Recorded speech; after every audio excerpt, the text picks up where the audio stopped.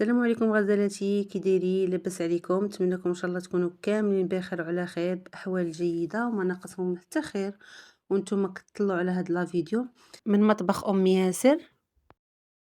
اليوم ان شاء الله ضمن تحضيرات حلويات العيد اللي دخلوا علينا بالصحه والسلامه وباللي تمنيتوه يا ربي، غنقترح عليكم هاد الكعب او الهلاليات ديال الكاوكاو او الفول السوداني والشوكولا بواحد المكون اللي هو سحري جد جد رائع، كيعطيها واحد المذاق وواحد القرمشه وواحد اللذة لا توصف. كنتمنى هاد الفيديو تكملوا حتى الاخر غادي يعجبكم. كتجي هشيشه كيف ما كتشوفوا، ورطبه عرفتي ما عجزت عن التعبير الصراحه. عرفتي واحد الريحه واحد المذاق يا سلام. تبعوا معايا لا فيديو حتى الاخر نمشي معكم المقادير وطريقه التحضير. هنا في بول عندي ربعة ديال الزبدة، طاسة ديال الزبدة. انا استعملت الزبدة ديال البواطة. بغيتو تستعملوا مارغرين استعملوها. درت هنايا ساشي ديال الفانيلا، غادي نضيف ليه نصف كأس ديال السكر حبيبات. ما تكتروش السكر لحقاش فيها الشكلاط غادي تجي حلوه بزاف. وهنا ضفت لها 3 الفرماجات. هاد 3 الفرماجات تيعطيوها واحد اللذة ما بين الملوحة والحلاوة، كتجي رائعة. صدقوني تبعوا لا فيديو معايا حتى الاخر غادي يعجبكم هاد لا فيديو انا متاكده. هنا ضفت لها نصف كاس تاع الزيت، ما كترتش الزيت يعني درت نصف كاس ديال الزيت، ما يعادل 4 المعالق تاع الزيت. صافي هنا كنحاول نحرك. كنخلط بايديا. بغيتو نتوما تخلطوا بالفوي، بغيتو تخلطوها في الخلاط الكهربائي ديروها. هنا غادي نضيف 3 ديال البيضات. هنا عندي البيض صغير، الا عندكم البيض كبير غديروا غير 2 بيضات فقط كافيين. هنا عندي 3 البيضات حيت صغار. غنبقى كنحرك وكندمج داك الزيت والزبده والسكر والبيض مزيان كيف ما كتشوفوا حتى كيندمجوا ليا. وهذا هو المكون السحري اللي كنقول لكم انا، راه هو سيريلاك. سيريلاك كيعطيها واحد اللذه البنات، واحد اللذه راه لا تقاوم. راه غادي تعجبكم والله مع الفرماج وهذا وسيريلاك. وغادي نضيف لها مكونات اخرى، يعني راه عرفتي انا كنحرك فيها والريحه طالعه غزاله يا سلام. هنايا راني حمرت الحليب نيدو وضفتو ليها. تعرفوا البنات نيدو مع سيريلاك اصلا تيعطي واحد المذاق رائع، وكتزيدوا عليه الفرماج والزبده. اش غنقول لكم، ما شاء الله جات هاد الحلوى رائعه. كنتمنى كلكم تجربوها. هنا ضفت واحد نصف كاس ديال النشا مايزينا، وغادي نبدا نضيف الدقيق بالتدريج. وكنتمنىكم كيف قلت لكم تجربوها. الا زربانين راه دغيا كتوجد في رمشة عين، يعني ما فيهاش قوه تعقيدات. صافي وغادي نزيد واحد الساشي ديال بيكين باودر او خميره الحلويات، وكنبقى كندمج الطحين كيف ما كنقول لكم او الدقيق على حسب النوعيه ديال الدقيق. وما يمكنش نعطيكم نقول لكم انا شحال هزت ليا هنا. مهم انا راه هنا تقريبا هزت ليا كيلو الا ربع، ولكن نتومايا تقدر تهز لكم قل تقدر تهز لكم اكثر. يعني الدقيق حسب النوعيه ديال الدقيق وعلى على العبار ديال البيض وعلى بزاف ديال الحوايج. المهم صافي انا هنا جمعتها، راه كنخليها ما قاصحاش وما جارياش، يعني بين وبين كيف ما كنقول لكم ديما. صافي غنبقى كناخد شويه ديال العجين وكنحربلها بهذه الطريقه هذه.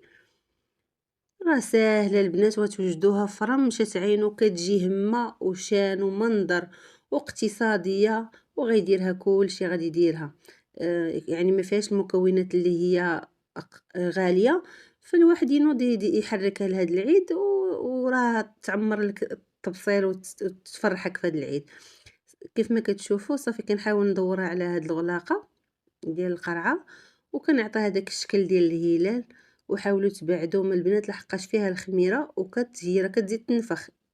يعني ما ديروهاش غليظه بزاف باش تاخد حقها في الطياب. كيف ما شفتوا راه تقاسمت معكم وحده وشفتوها طيبه من الداخل مقرمله يعني ماشي خضرا، إلا تقلتوها ولا غلّظتوها راه ملي كتدخل الفران تقدر تبقى لك خضرا من الداخل. المهم رقّي شوية يدك وديريها حيت غادي تنفخ وتعطيك تاني كمية أكتر.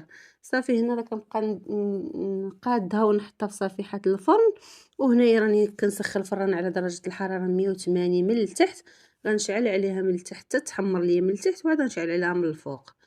كيف ما شفتوا من بعد ما خرجت شوفوا الشكل ديالها كيفاش كيجي. صافي هنا خديت الشكلاط اللي ذوبته في حمام مريم وغادي نبدا كندير الشكلاط هو الاول كيف ما كتشوفوا بهاد الطريقه هادي غير بالمعلقه. ما غادي ترونوا، ما غادي تغطسي فيها كامله، ما والو، صافي غير بالمعلقه القياس اللي بغيت. وغنبدا نمسحها وغنحط في البابي ديال ورق الطبخ. صافي وكنمسح ليها الجوانب وكنبعدها شويه باش ما تسيحش ليا الشكلاط ويبقى ليا في الجوانب. غنبقى مستمره بهاد الطريقه حتى نسالي الكميه اللي عندي كامله. غير ديروها البنات. اللي وصلت لهنا ما ينساش يخلي لي واحد اللايك وواحد التعليق الى بطبيعه الحال عجبك الفيديو. خلي واحد اللايك وخلي واحد التعليق راه تحفيز لينا. الله يسهل امركم. صافي غنبقى مستمره بهاد الطريقه.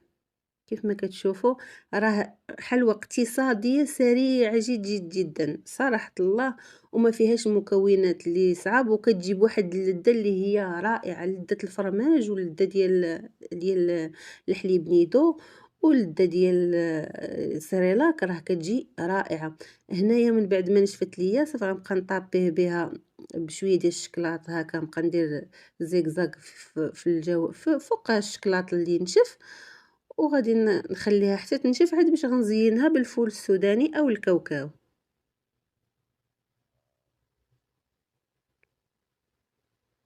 تبعوا معايا المراحل حتى الاخر غادي تعجبكم، ووصفه ناجحه 100% وغتشكروني عليها. البنات التفاعل راه ما كاينش، تفاعلوا مع القناه باش حتى حنا نتشجعوا نبقاو نحطوا الجديد.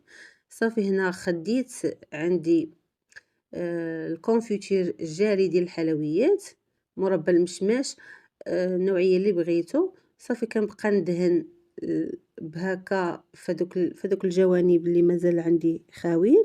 صافي وغنبدا نعمرهم بهذاك الكاوكاو اللي انا شديته كاوكاو كونكاسي وحمرته. والنصف ضفت ليه لاغوم ديال بيستاش، ونصف خليته عادي كتزيين اختياري. نتوما زينوها باش ما بغيتو، تقدروا تزينوها بالكوك، تقدروا تزينوها بالفيرميسيل شوكولا وديروها هي بالشوكولاط بيض كيف ما عجبكم. انا توفر عندي الشوكولاط درت عفوا توفر عندي الفول السوداني، درت الفول السوداني.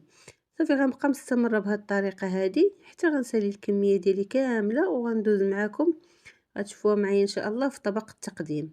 غير جربوها البنات، جربوها على ضمانتي غتعجبكم غتنال استحسان ديالكم الصراحه، غير جربوها. صافي كيف ما شفتوا بهذا الشكل هذا انا زوقت هذيك بالفول السوداني اللي انا لونته بالبيستاش. وغنبقى مستمره بهذه العمليه حتى غنكمل الكميه اللي عندي كامله. راه كتخرج كميه اللي هي معقوله، راه تبارك الله خرجت ليا شي كدا و60 حبه، باقي 65 حبه، 65 حبه الا عاقله اللي خرجت ليا. غير زعموا وديروها في هذا العيد غادي تفرحكم وغتعجبكم. صافي ندوز معكم الشكل النهائي.